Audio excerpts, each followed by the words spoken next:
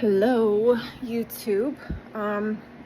This is Monique. My name is Monique, and I'm updating my channel on my tummy tuck and a new surgery I just got. So since the internet doesn't have a lot of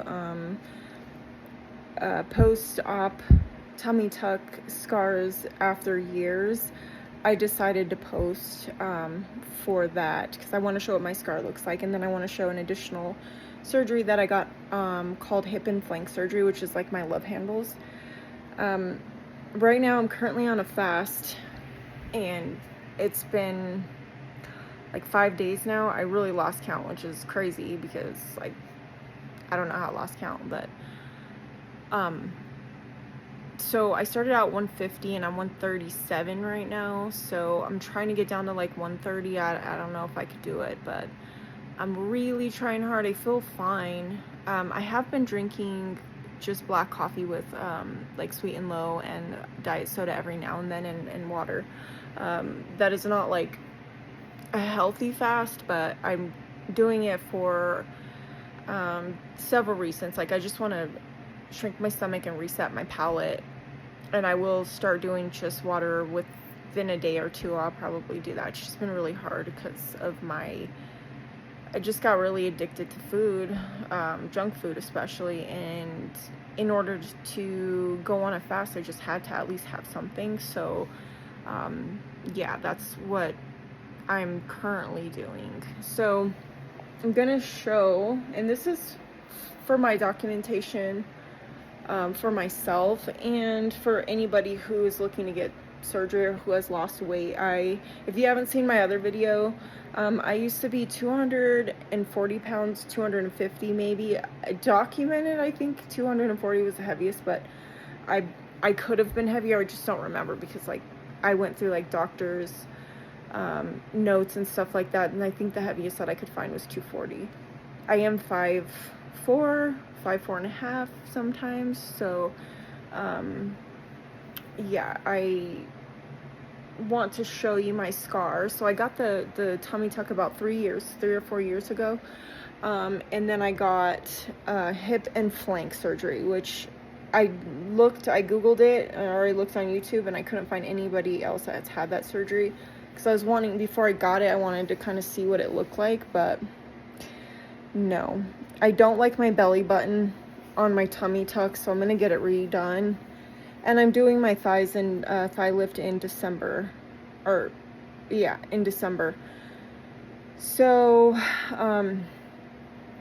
so yeah, I'll be documenting that as well. But I'm gonna turn this around if I can. Great. I don't know if I can do it. Oh, I don't think it's gonna let me. So I'm just gonna turn it this way and use the mirror. Oh gosh, that's really difficult. Alright, yeah, no, that's not very easy. How am I gonna do that?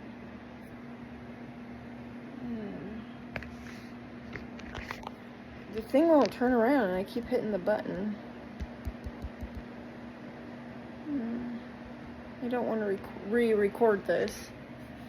Alright, well, this is the best I could do because I need to see. So right here you can see this scar, and it goes all the way back to my bottom, and it's still pretty red, and that's just they went over the tummy tuck scar to get this part right here, and here, oh sorry. Alright, and then this is my front of my tummy tuck, which I hate this part. They need to fix that in my belly button. So this part, like right here, there's too much stuff there, and it just really needs to be stretched out. But like the scar here, I have a lot of stretch marks, but scar here for the hip thing goes here, and then the tummy tuck scar is right here, and it's a little jaggedy. So that if that was fixed, it might look better. So if it was more like tightened, because this right here is a big piece of skin that they missed, because this side is a lot flatter, where this side's like, you kind of miss that, and then also the scar is kind of, and that happens. So my doctor also has like this thing where he'll allow you to get it fixed within a year. And COVID was going on and everything, and I didn't know what he meant. Like, do I tell you in a year? Like, and I was so swollen, I didn't know when would be the right time to complain. Like, I wasn't trying to complain. It looked okay for the most part for me, but like, I didn't realize, that I didn't. And now, like, I'm gonna know better. Because even on my hips, like, I want him to do a little bit more, because you can't really see, but there's skin there still. And if he goes up a little bit more, I think it could lift my bottom a little bit, and the side of my saddlebag, sort of, maybe, I don't know, but I still feel like there's some skin there. So there's still a lot of skin. I feel like compared to other tummy tucks I've seen are like flawless. They're super tight. So that's just something I'm dealing with, but it's a lot of money, it's a lot of downtime, time off of work, and things like that. So it's hard to do all that, like, to get it redone and all that. So it'd be better if they just did it right the first time, but it's not like their fault. I'm just saying, like, it would be nice, but like, it just doesn't work that way all the time, because there's healing and you got to see what it looks like after swelling, and depends on your weight when you get the surgery. So like, you want to make sure that you're at the lowest, so that they can get as much skin as they possibly can off of it. So yeah, I don't know where to look while I'm recording. I don't know if I should look straight into the camera, or because I see myself, but I don't know if that makes it seem like I'm looking I don't know, at people, I don't know. So yeah, not that it matters, I don't care. I just don't know if it's weird on the other side. But yeah, I was getting up to 150, 155, and I got kind of scared, and I just was getting in a rut where I couldn't reverse it. And I've had my brother and sister around, so like, kids eat like bad all the time. So it just kind of got me off track, and my husband off track, and it's just been really hard for me, because when I'm not healthy, I'm just depressed and upset, and I feel really bad about that, and I don't know what to do, because nobody understands. So it's been like an emotional roller coaster for me lately, because I'm not trying to control other people in my household, but the children I am in charge of, and I'm a parent that is like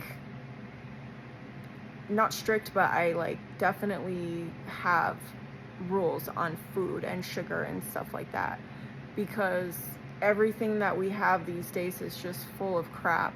So I have to almost force them to eat a fruit every day, because if you don't force them, they're not going to do it, right? So kids aren't going to just do the right thing in the first place. So you have to be on their butts. It's not because you want to make their life miserable, or that you want to be bossy or anything like that. It's not like that. I love them, and I care, and one day they might thank me, one day they might not, but I've been in a place where I was overweight and miserable and very unhealthy, and I've seen so many people in my family die of health issues related to their eating habits, so their diet, and metabolical diseases.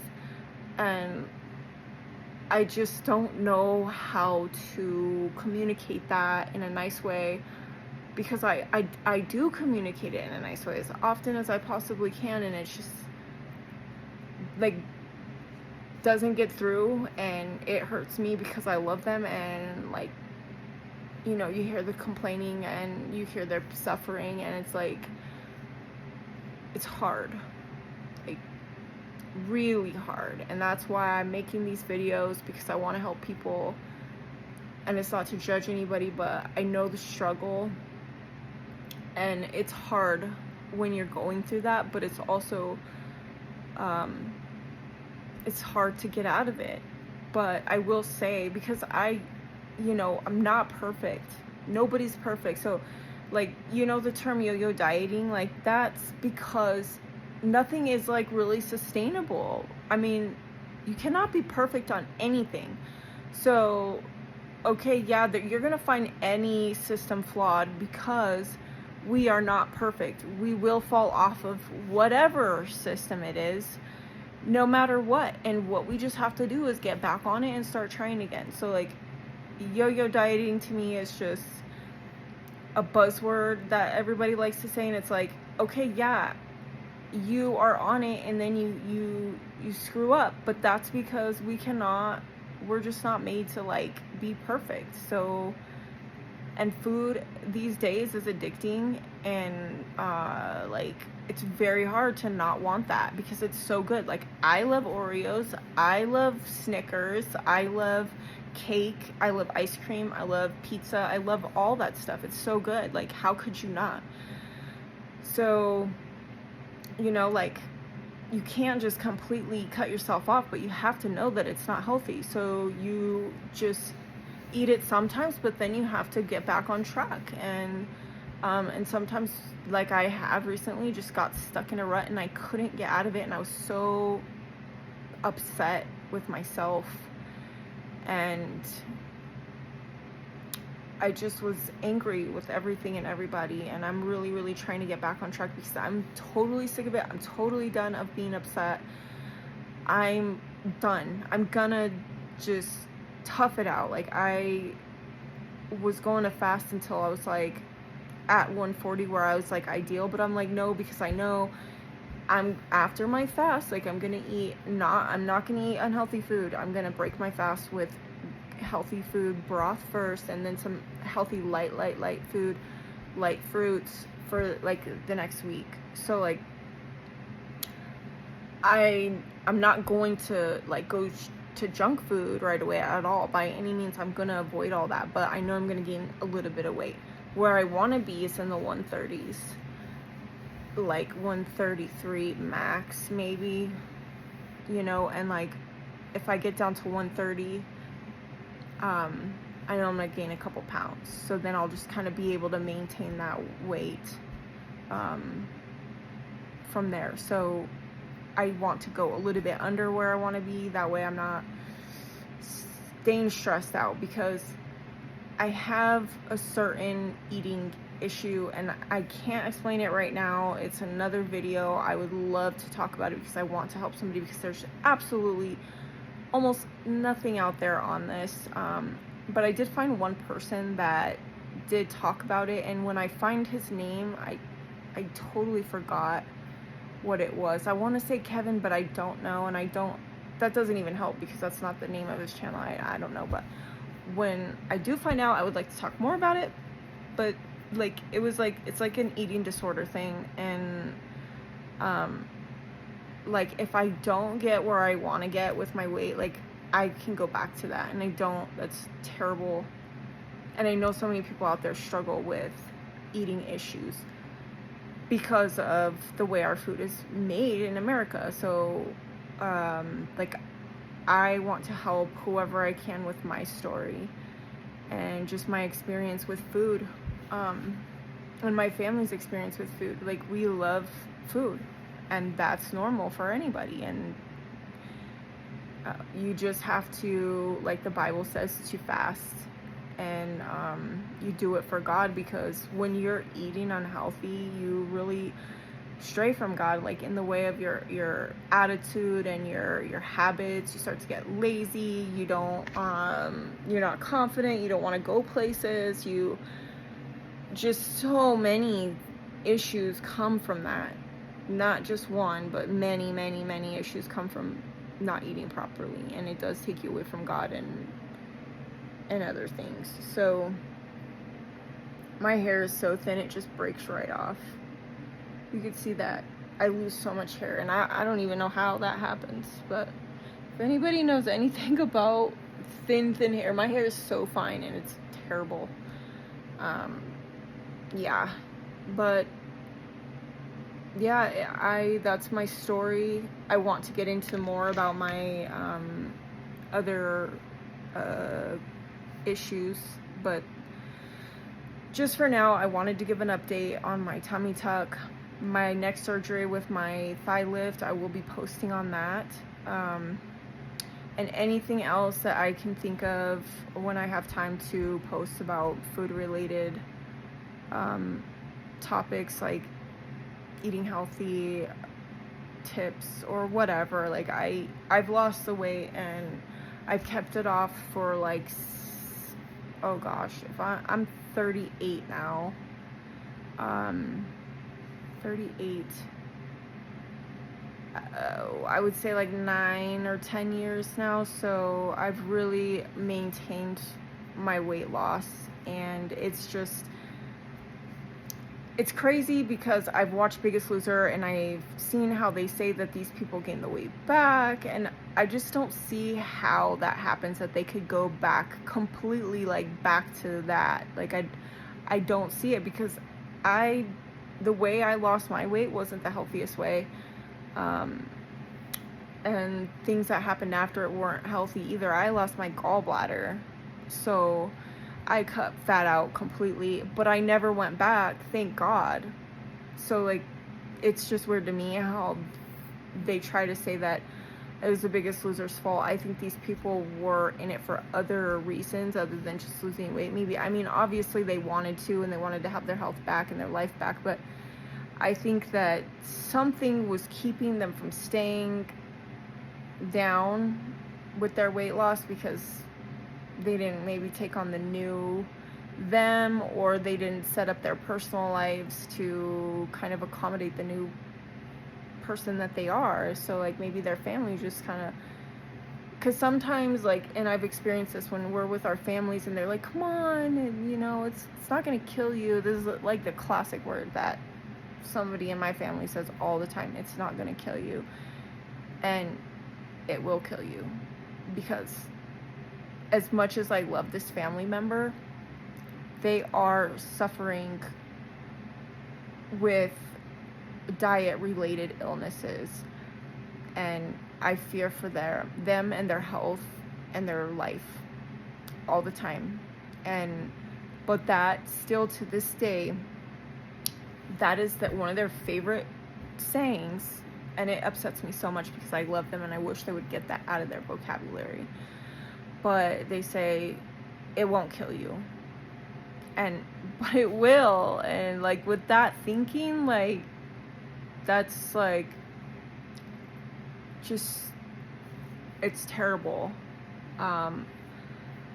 So anyways, I'm not here to knock anybody or anybody's eating habits, but I'm not here to judge any of that. What I'm here to do is to inform people of what food can do, and the food that we have in our lives these days, like